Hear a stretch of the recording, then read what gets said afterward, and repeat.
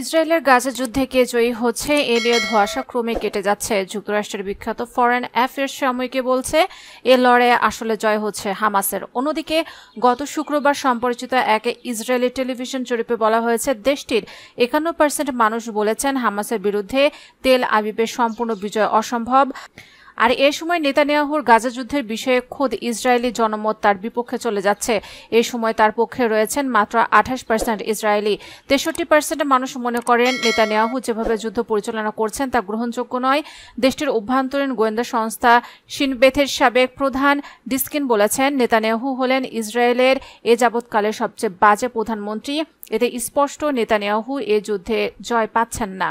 গাজায় ইসরায়েলের ব্যর্থতার কথা শুধু বাইরের বিশেষজ্ঞরা বলছেন এমন নয়, একই বক্তব্য আসছে ইসরায়েলের ভেতর থেকেও। আইডিএফ এর প্রধান মুখপাত্র ড্যানিয়েল হ্যাগারি বিদ্যমান চ্যালেঞ্জের প্রতি ইঙ্গিত দিয়েছেন। তিনি বলেছেন, আমরা হামাসকে নিশ্চিহ্ন করতে যাচ্ছি, এটা বলা মানুষের চোখে বালি ফেলা। আমরা যদি একটি বিকল্প প্রদান না করি তাহলে শেষ পর্যন্ত আমাদের সামনে কেবল হামাসই থাকবে। ইসরায়েলের সেনাবাহিনীর chief of staff lieutenant general Herzi Halevi গত মাসে অনুরূপ কথা বলেছিলেন। তিনি উল্লেখ করেন, আমরা এখন আবার জাবালিয়াতের কাছে করছি। যতক্ষণ পর্যন্ত হামাস নয় এমন একটি গভর্নিং বডি গড়ে তোলার জন্য ছিটমহলে কোনো কূটনৈতিক প্রক্রিয়া না হচ্ছে, হামাসের অবকাঠামো ভেঙে ফেলার জন্য আমাদের একটার পর একটা জায়গায় বারবার অভিযান চালাতে থাকতে হবে। প্রতিরক্ষা মন্ত্রী ইভো গ্ল্যান্ড এবং সাবেক যুদ্ধমন্ত্রী বেনি গ্যাজেন্ট উভয় গাজার জন্য একটি কৌশলের আহ্বান জানিয়েছেন। ইসরায়েলের সম্ভবত এ মাসের শেষের দিকে রাফা যুদ্ধ শেষ করতে হবে। সেখানকার বাস্তবতা কি হবে এ প্রশ্নের একটি কার্যকর উত্তর প্রাসঙ্গিকভাবে সামনে আসবে।